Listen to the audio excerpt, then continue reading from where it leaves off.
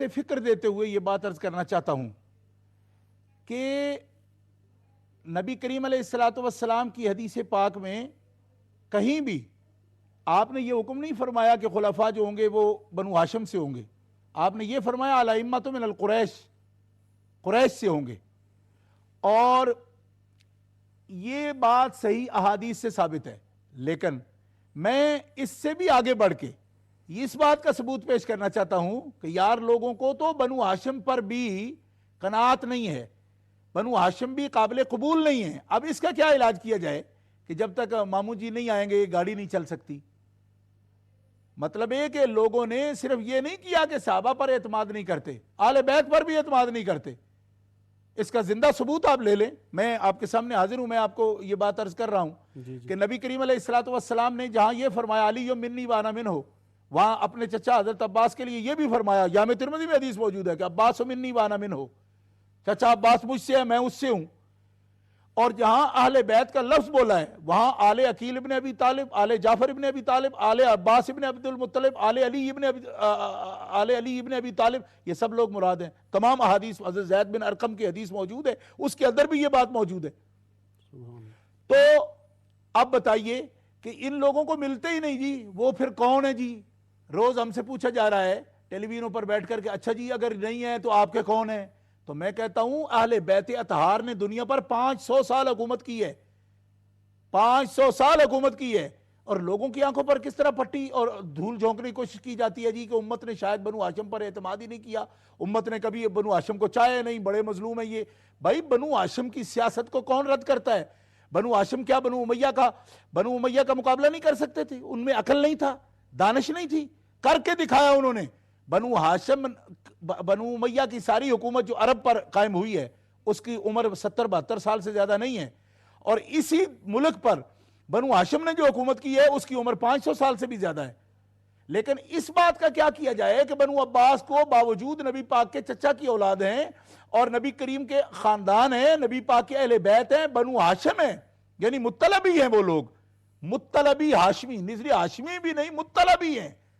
حضرت عبد المطلب کے بیٹے ہیں نا حضرت عباس، تو ان کی اولاد پاک کی حکومت کو، آل بیت کی حکومت تسلیم ہی نہیں کیا جاتا.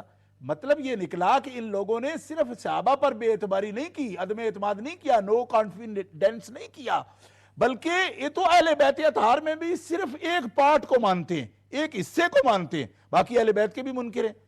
میں پوچھتا ہوں عبداللہ ابن عباس کے اہل بیت ہیں یا نہیں ہیں؟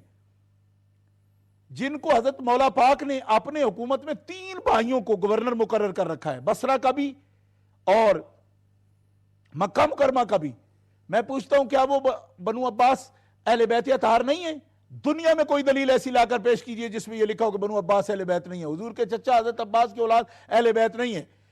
تو جس وقت 500 سال وہ حکومت کر رہے ہیں تو یہ جناب خام خواہ کہ انہوں نے کہا جی کہ یزید ان کا خلیفہ ہے. یزید کے بنائے بغیر آپ 12 کہتے ہو، 12 خلیفے نہیں، یا تو 100 خلیفہ بھی آپ پیش کر سکتے ہو، اس لیے کہ 500 سال تک وہ حکومت کرتے رہے، اور یہ خاندان نبوت کی حکومت ہے.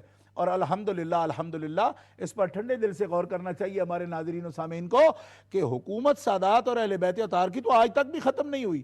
دنیا میں آج بھی بطور اگزامپل اردن وہ ملک ہے جس ملک کے اندر نام کے اندر موجود ہے کہ اسلامی مملکت ہاشمیہ الاردنیہ، جھنڈے کے اوپر بھی لکھا ہوا ہے، نوٹوں کے اوپر بھی لکھا ہوا ہے، ہاشمی گورنمنٹ آج بھی موجود ہے.